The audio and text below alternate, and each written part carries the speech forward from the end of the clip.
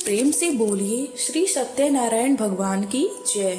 आज के दिन श्री सत्यनारायण भगवान की कथा पढ़ी अथवा सुनी जाती है, तो आइए आज आपको सुनाते हैं श्री सत्यनारायण भगवान की संपूर्ण व्रत कथा और आरती। एक समय नैमिषारण्य तीर्थ में शौनक आदि 88,000 ऋषियों ने श्री सूत जी से पूछा, हे प्रभु, इस कलयुग में वेद विद्या रहित मनुष्य को प्रभु भक्ति किस प्रकार मिलेगी और उनका उद्धार कैसे होगा। इसलिए हे मुनि, श्रेष्ठ कोई ऐसा तप कहिए जिससे थोड़े समय में पुण्य प्राप्त हो जाए तथा मनोवांछित फल मिले। वह कथा सुनने की हमारी बहुत इच्छा है। सर्वशास्त्र ज्ञाता श्री सूत जी बोले, हे वैष्णवों, मैं पूज्य आप सबने प्राणियों के हित की बात पूछी है। अब मैं उस श्रेष्ठ व्रत को आप लोगों से कहूँगा जिस व्रत को नारद जी ने लक्ष्मी नारायण जी के लिए पूछा था और लक्ष्मीपति ने मुनि श्रेष्ठ नारद जी से कहा था। सो ध्यान से सुनिए। एक समय योगीराज नारद जी दूसरे के हित की इच्छा से अनेक लोगों में घूमते हुए मृत्यु लोक में आ पहुँचे। यहाँ अनेक योनियों में जन्मे हुए प्राय सभी मनुष्य को अपने कर्मों द्वारा अनेक दुखों से पीड़ित देखकर सोचा कि इस यत्न के करने से निश्चय ही प्राणियों के दुखों का नाश हो सकेगा। ऐसा मन में सोचकर विष्णु लोक को चले गए। वहाँ श्वेत वर्ण और 4 भुजाओं वाले देवों के ईश नारायण को देखकर, जिनके हाथों में शंख, चक्र, गदा और पद्म थे, वे वरमाला पहने हुए थे, उनकी स्तुति करने लगे। हे भगवान, आप अत्यंत शक्ति से संपन्न हैं। मन तथा वाणी भी आपको नहीं पा सकती। आपका आदि मध्य अंत नहीं है। निर्गुण स्वरूप, सृष्टि के आदि भूति व भक्तों के दुखों को नष्ट करने वाले हो। आपको मेरा नमस्कार है। नारद जी से इस प्रकार की स्तुति सुनकर विष्णु भगवान बोले, हे मुनि श्रेष्ठ, आपके मन में क्या है? आपका किस काम के लिए आगमन हुआ है? निसंकोच होकर कहिए। तब नारद मुनि बोले, मृत्यु लोक में सब मनुष्य जो अपने योनियों में पैदा हुए हैं, अपने अपने कर्मों के द्वारा अनेक प्रकार के दुखों से दुखी हो रहे हैं। हे नाथ, मुझ पर दया करते हो तो बताइए कि उन मनुष्य के सब दुख थोड़े से ही प्रयत्न से कैसे दूर हो सकते हैं। हे नारद, मनुष्यों की भलाई के लिए तुमने बहुत अच्छी बात पूछी है। जिस काम के करने से मनुष्य मोह से छूट जाता है, वह मैं कहता हूँ, सुनो। बहुत पुण्य देने वाला स्वर्ग तथा मृत्यु लोक दोनों में दुर्लभ एक उत्तम व्रत है। आज मैं प्रेम वश होकर तुमसे कहता हूँ, सत्यनारायण का यह व्रत अच्छी तरह विधि पूर्वक करने से मनुष्य आयु पर्यंत यहाँ सुख भोग कर मरने पर मोक्ष को प्राप्त हो जाता है। श्री भगवान के वचन सुनकर नारद मुनि बोले कि उस व्रत का फल क्या है? क्या उस व्रत विधान है और किसने यह व्रत किया है और किस दिन यह व्रत करना चाहिए? विस्तार से कहिए। भगवान श्री विष्णु बोले, दुख शोक आदि को दूर करने वाला, धन धान्य को बढ़ाने वाला, सौभाग्य तथा संतान को देने वाला, यह व्रत सब स्थानों पर विजय करने वाला है। भक्ति और श्रद्धा के साथ किसी भी दिन मनुष्य श्री सत्यनारायण की शाम के समय ब्राह्मणों और बंधुओं के साथ धर्मपरायण होकर पूजा करे। भक्ति भाव से नैवेद्य, केले का फल, घी, दूध और गेहूं का चूर्ण सवाया ले। गेहूं के अभाव में साठी का चूर्ण, शक्कर और गुड़ ले और सब भक्षण योग्य पदार्थ जमा करा के भगवान के अर्पण कर दे तथा बंधुओं सहित ब्राह्मणों को भोजन कराए। इसके पश्चात स्वयं भी भोजन करे। नृत्य गीत आदि का आचरण करके भगवान सत्यनारायण का स्मरण करते हुए समय व्यतीत करे। इस प्रकार व्रत करने पर मनुष्य की सभी इच्छा निश्चय ही पूर्ण होती है। विशेषकर कली काल में भूमि पर यही मोक्ष का सरल उपाय है। इसके प्रसंग में सूत जी बोले, हे ऋषियों, जिसने पहले समय में इस व्रत को किया है उसका इतिहास कहता हूँ, ध्यान से सुनो। सुंदर काशीपुरी नगरी में एक अत्यंत निर्धन ब्राह्मण रहता था। वह भूखा और प्यास से बेचैन था, नित्य पृथ्वी पर घूमता था। ब्राह्मणों से प्रेम करने वाले भगवान ने ब्राह्मण को दुखी देखकर बूढ़े ब्राह्मण का रूप धर के उसके पास जाकर आदर से कहा, विप्र, नित्य दुखी हुआ पृथ्वी पर क्यों घूमते हो?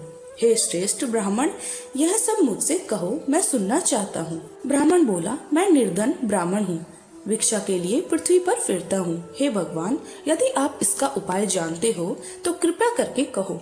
वृद्ध ब्राह्मण बोला कि सत्यनारायण भगवान मनवांछित फल देने वाला है, इसलिए हे ब्राह्मण तो उनका पूजन कर, जिसके करने से मनुष्य सब दुखों से मुक्त होता है।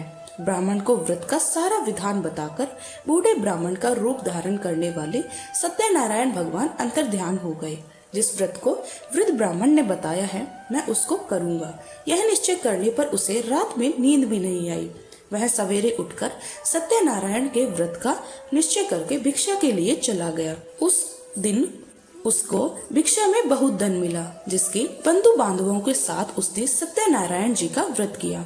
इसके करने से वह ब्राह्मण सब दुखों से छूटकर अनेक प्रकार की संपत्तियों से युक्त हो गया। उस समय से वह ब्राह्मण हर मास व्रत करने लगा। इस तरह सत्यनारायण भगवान के व्रत को जो करेगा वह सब पापों से छूटकर मोक्ष को प्राप्त होगा। आगे जो पृथ्वी पर सत्यनारायण का व्रत करेगा वह मनुष्य सब दुखों से छूट जाएगा। सूत जी ऋषियों से बोले कि इस तरह नारद जी ने नारायण का कहा हुआ यह व्रत मैंने तुमसे कहा। हे विप्रो, मैं अब और क्या कहूँ। तब ऋषि बोले, हे मुनीश्वर, संसार में इस ब्राह्मण से सुनकर किस किस ने इस व्रत को किया है, हम वह भी सुनना चाहते हैं। इसके लिए हमारे मन में बहुत श्रद्धा है। सूत जी बोले, हे मुनियों, जिस जिसने इस व्रत को किया है वह सब सुनो। एक समय एक ब्राह्मण धन और ऐश्वर्य के अनुसार बंधु बांधवों के साथ व्रत करने को तैयार हुआ। उसी समय एक लकड़ी बेचने वाला बूढ़ा आदमी आया और बाहर लकड़ियों को रखकर ब्राह्मण के मकान में गया। प्यास से दुखी लकड़हारा उनको व्रत करते देखकर ब्राह्मण को नमस्कार कहने लगा कि आप यह क्या कर रहे हो और इसके करने से क्या फल मिलता है, कृपया करके मुझसे कहिए। ब्राह्मण ने कहा, सब मनोकामनाओं को पूर्ण करने वाला यह सत्यनारायण भगवान का व्रत है। इसकी ही कृपा से मेरे पास धन धान्य आदि की वृद्धि हुई है। ब्राह्मण ने इस व्रत के बारे में जानकर लकड़हारा बहुत प्रसन्न हुआ। चरण अमृत लेकर और प्रसाद खाने के बाद अपने घर को गया। लकड़हारे ने अपने मन में इस प्रकार का संकल्प लिया कि आज गांव में लकड़ी बेचने से जो धन मिलेगा उसी से सत्यनारायण देव का उत्तम व्रत करूंगा। यह मन में विचार करके वह बूढ़ा आदमी लकड़ियों अपने सिर पर रखकर जिस नगर में धनवान लोग रहते थे वह ऐसे सुंदर नगर में गया। उस दिन वहाँ पर उसे उन लकड़ियों का दाम पहले दिनों से चौगुना मिला। तब वह बूढ़ा लकड़हारा दाम लेकर और अति प्रसन्न होकर पक्के केले की फली, शक्कर, घी, दूध, दही और गेहूं का चूर्ण इत्यादि सत्यनारायण भगवान के व्रत की कुल सामग्रियों को लेकर अपने घर गया। फिर उसने अपने भाइयों को बुलाकर विधि के साथ भगवान जी का पूजन और व्रत किया। उस व्रत के प्रभाव से वह बूढ़ा लकड़हारा धन पुत्र आदि से युक्त हुआ और संसार के समस्त सुख भोगकर वैकुंठ को चला गया। श्री सूत जी बोलने हैं कि हे श्रेष्ठ मुनियों, अब आगे की कथा कहता हूँ, सुनो। पहले समय में उल्का मुख नाम का एक बुद्धिमान राजा था। वह सत्य वक्ता और जितेंद्रिय था। प्रतिदिन देव स्थानों पर जाता तथा गरीबों को धन देकर उन्हें कष्ट दूर करता था। उसकी पत्नी कमल के समान मुख वाली थी और सती साध्वी थी। भद्रशिला नदी के तट पर उन दोनों ने श्री सत्यनारायण भगवान का व्रत किया। उस समय वह एक साधु वेश्य आया। उसके पास व्यापार के लिए बहुत सा धन था। वह नाव को किनारे पर ठहराकर राजा के पास आ गया और राजा को व्रत करते हुए देखकर विनय के साथ पूछने लगा, हे राजन, भक्ति युक्त चित्त से यह आप क्या कर रहे हैं? मेरी सुनने की इच्छा है, सो आप मुझे बताइए। राजा बोला, हे साधु, अपने बांधवों के साथ पुत्र आदि की प्राप्ति के लिए महाशक्तिवान सत्यनारायण भगवान का व्रत व पूजन किया जा रहा है। राजा के वचन सुनकर साधु आदर से बोले, हे राजन, मुझसे इसका सब विधान कहो। मैं भी आपके कथन अनुसार इस व्रत को करूंगा। मेरे भी कोई संतान नहीं है और इससे निश्चय ही हो जाएगी। राजा से सब विधान पूछकर व्यापार से निवृत्त होकर वह आनंद के साथ घर गया। साधु ने अपनी स्त्री से संतान देने वाले उस व्रत का समाचार सुनाया और कहा कि जब मेरे संतान होगी तब मैं इस व्रत को करूंगा। साधु ने ऐसे वचन अपनी स्त्री लीलावती से कहे। एक दिन उसकी स्त्री लीलावती पति के साथ आनंदित होकर सांसारिक धर्म में प्रवृत्त होकर सत्यनारायण भगवान की कृपा से गर्भवती हुई।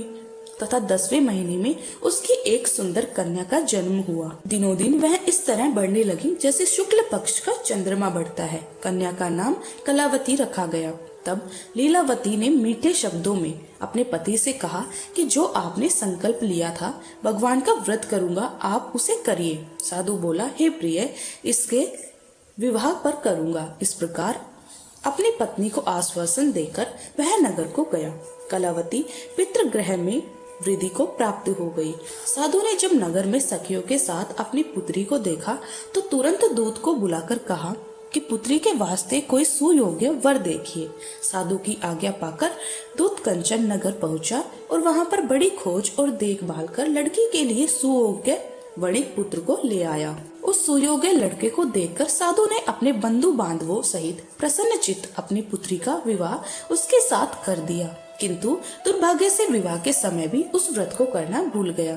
तब भी श्री भगवान क्रोधित हो गए और श्राप दिया कि तुम्हें दारुण दुख प्राप्त होगा। अपने कार्य में कुशल साधु बनिया जमाता सहित समुद्र स्थित रतनपुर नगर में गया और वहां दोनों ससुर जमाई चंद्रकेतु राजा के उस नगर में व्यापार करने लगे। एक रोज भगवान सत्यनारायण की माया से प्रेरित कोई चोर राजा का धन चुराकर भागा जा रहा था, किंतु राजा के दूतों को आता देखकर चोर ने घबराकर भागते हुए राजा के धन को वहीं चुपचाप रख दिया जहां वो ससुर जमाई ठहरे हुए थे। तब दूतों ने उस साधु वेश्ये के पास राजा के धन को देखा तो वे दोनों को बांधकर ले गए और प्रसन्नता से दौड़ते हुए राजा के समीप जाकर बोले, यह दो चोर हम पकड़कर लेकर आए हैं, देखकर आज्ञा दे। तब राजा की आज्ञा से उनको कठोर कारावास में डाल दिया और उनका सब कुछ धन वन सब छीन लिया। सत्यनारायण भगवान के श्राप द्वारा उनकी पत्नी भी घर पर बहुत दुखी हुई और घर पर जो धन रखा था चोर चुरा कर ले गए। शारीरिक व मानसिक पीड़ा तथा भूख प्यास से अति दुखी होकर अन्न की चिंता में कलावती एक ब्राह्मण के घर गई। वहां उसने सत्यनारायण भगवान का व्रत होते देखा, फिर कथा सुनी तथा प्रसाद ग्रहण करके रात को घर आई। माता ने कलावती से कहा, हे पुत्री, अब तक कहाँ रह गई थी? वह तेरे मन में क्या है? कलावती बोली, हे माता, मैंने एक ब्राह्मण के घर श्री सत्यनारायण भगवान का व्रत देखा है। कन्या के वचन सुनकर लीलावती भगवान की पूजन की तैयारी करने लगी। लीलावती ने परिवार और बंधुओं सहित श्री सत्यनारायण भगवान का पूजन किया और वर मांगा कि मेरे पति और दामाद शीघ्र घर आ जाए। साथ ही प्रार्थना की कि हम सबका अपराध क्षमा करें। सत्यनारायण भगवान इस व्रत से संतुष्ट हो गए और राजा चंद्रकेतु को स्वप्न में दर्शन देकर कहा, हे राजन, दोनों वेश्यों को प्रातः ही छोड़ दो और सब धन जो तुमने ग्रहण किया है वह दे दो, नहीं तो मैं तेरा धन, राज्य, पुत्र आदि सब नष्ट कर दूंगा। राजा ने ऐसे वचन कहकर भगवान अंतर्ध्यान हो गए। प्रातः काल राजा चंद्रकेतु ने सभा में अपना स्वप्न सुनाया। फिर दोनों वाणिक पुत्रों को कैद से मुक्त कर सभा में बुलाया। दोनों ने आते ही राजा को नमस्कार किया। राजा मीठे वचनों से बोले, हे महानुभावों, भावी वश ऐसा कठिन दुख प्राप्त हुआ है, अब तुम्हें कोई भय नहीं है। ऐसा कहकर राजा ने उनको नए नए वस्त्र आभूषण पहनाए तथा उनका जितना धन लिया था उससे दुगना धन उन्हें देकर आदर सहित विदा कर दिया। दोनों वेश्ये अपने घर को चले गए। सूत जी बोले, वेश्ये ने मंगलचार करके यात्रा आरंभ की और अपने नगर को चला। उनके थोड़ी दूर निकलने पर दंडी वेशधारी सत्यनारायण भगवान ने उनसे पूछा, हे साधु, तेरी नाव में क्या है? अभिमानी वाणिक हंसता हुआ बोला, हे दंडी, आप क्यों पूछते हो? क्या धन लेने की इच्छा है? मेरी नाव में तो बेल और पत्ते भरे हैं। वेश्य का कठोर वचन सुनकर भगवान ने कहा, तुम्हारा वचन सत्य हो।